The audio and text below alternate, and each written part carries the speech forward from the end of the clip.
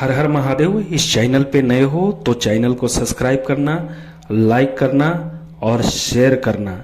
और इस वीडियो को देख रहे हो तो अंत तक इस वीडियो में बने रहना, क्योंकि जो आज मैं उपाय जो देने जा रहा हूँ, बहुत सारे भाई बहन गलती कर देते हैं, इसलिए सीधी साधना में वो सफल नहीं हो पाते हैं। तो सीधी साधना में कौन सा ऐसा 5 गलती आप लोग कर बैठते हैं कि उससे सीधी साधना में आपको प्रॉब्लम आ जाता है। तो उसी का आज मैं आपके बीच में उपाय लेकर आया हूँ। शायद आप अगर इस वीडियो को अंत तक देखोगे तो निश्चित रूप से तुम्हें समझ में आ जाएगा, तुम्हारी सारी गलतियां दूर हो जाएगी और आप सीधी साधना में सफल होना चालू हो जाओगे। जो भाई बहन मेरे दरबार में अर्जी लगाना चाहते हैं, उनसे आग्रह है कि चैनल को सब्सक्राइब कर देना। मैं जो भी सब्सक्राइब करता है उनकी जरूर मैं अपने दरबार में अर्जी लगाता हूं, ताकि माता रानी और महादेव का कृपा उन विशेष भाइयों पर पड़े जो हमारे चैनल को सब्सक्राइब किए, लाइक किए और शेयर कर रहे हैं। तो आप इस वीडियो पे अंत तक बने रहना और जो मैं बता रहा हूं इसको फॉलो करना। निश्चित रूप से आप सीधी साधना में सफल हो जाओगे, इसमें कहीं से दो राय की बात नहीं होगी। क्योंकि जो भाई बहन नियम को फॉलो करता है उनकी सीधी साधना में हमेशा सफलता मिलता है। सीधी साधना में सफलता के लिए कुछ महत्वपूर्ण बातों का ध्यान रखना आवश्यक है। यहाँ 5 संभावित गलतियां हैं जो सफलता में बाधा उत्पन्न कर सकती है। वो कौन सा है? पहला, अनियमितता।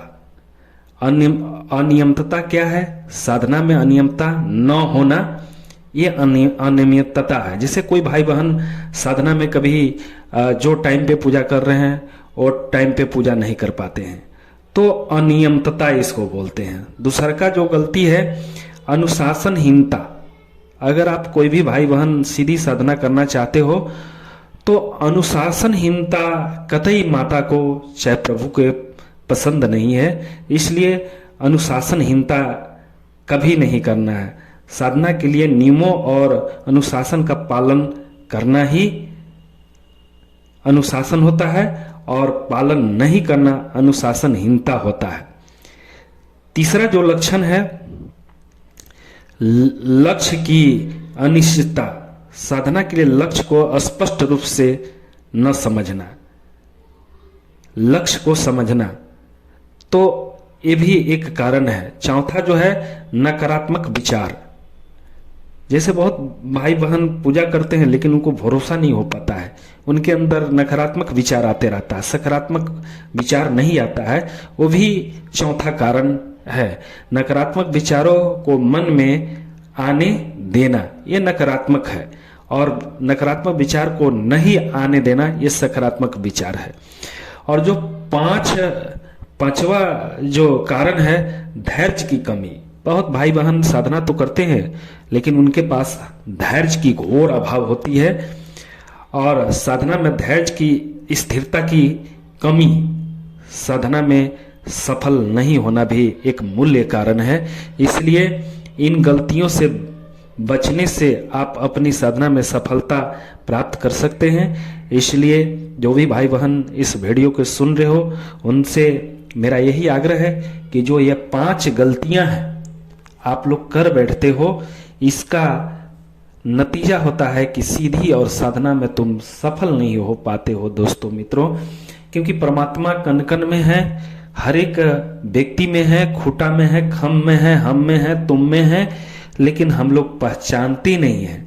आत्मा परमात्मा को हम लोग समझ नहीं पाते हैं। इसलिए सबसे पहले तो आपके अंदर आत्मबोध होना चाहिए, आत्मचिंतन होना चाहिए। आत्मचिंतन, आत्मबोध से साधना में परिवर्तन होता है, साधना में एक उछाल आता है। इसलिए यदि कोई काम आपसे नहीं हो रहा तो एक बार चिंतन करो कि क्यों नहीं हो रहा है, आखिर हमें क्या कमी रह गया है, उस कमी को सुधारने का कोशिश करो। ऐसे भी बोला गया है कि लहरों से डरकर नौका पार नहीं होती, कोशिश करने वालों को कभी हार नहीं होती। असफलता एक चुनौती है, इसे स्वीकार करो, क्या कमी रह गया देखो और सुधार करो। जब तक सफल न हो नींद चैन को त्यागो तुम, संघर्ष के मैदान छोड़ के मत भागो तुम। कुछ किए बिना जय जयकार नहीं होता, कोशिश करने वालों को कभी हार नहीं होता। दोस्तों, इस वीडियो को बनाने का मेरा एक ही उद्देश्य है कि इस पूरी भारत में बहुत सारे ऐसे भाई बहन जो हैं, जो कईयन चौकी, कईयन दरबार और कितने साधना करके अपने जीवन को बर्बाद कर चुके हैं।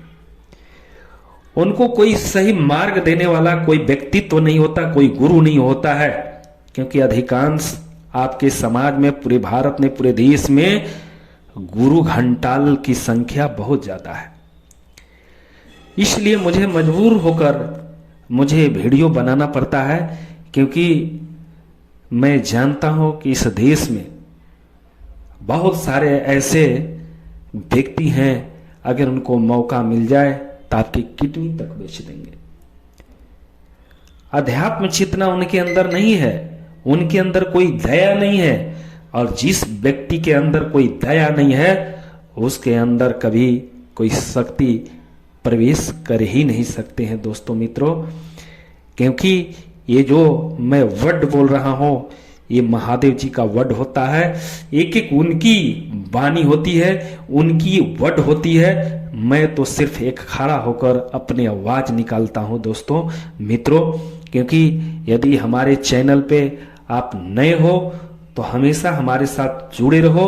सीधी साधना से संबंधित कोई भी प्रॉब्लम हो, निःशुल्क हमसे तुम सेवा ले सकते हो। सेवा लेने का समय मेरा है 8 बजे सुबह, 8 बजे से 9 बजे सुबह, और शाम को 8 बजे से 9 बजे। मात्र 1 घंटा ही समाज सेवा के लिए मैं समय निकाल पाता हूं।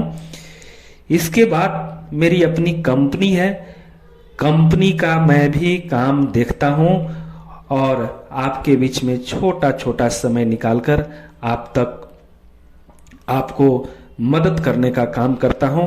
क्योंकि प्रभु जब किसी के पास जाते हैं तो लोक कल्याण हेतु ही जाते हैं, लेकिन बहुत सारे भाई बहन ऐसे हैं कि जब प्रभु उनके चरण शरण को प्रभु के पकड़ लेते हैं तो अनाचार, दुराचार, न जाने कितने चार कर देते हैं, बेविचार। वैसे शक्ति नाराज हो जाते हैं और उनको छोड़कर अपने धाम पे लौट जाते हैं। तो वैसे भाई बहनों से मैं आग्रह करूंगा कि कोई अगर पैसा कमाने के लिए शक्ति को अर्जित किए हो तो पैसा नहीं कमा सकते हो। बहुत बहुत धन्यवाद।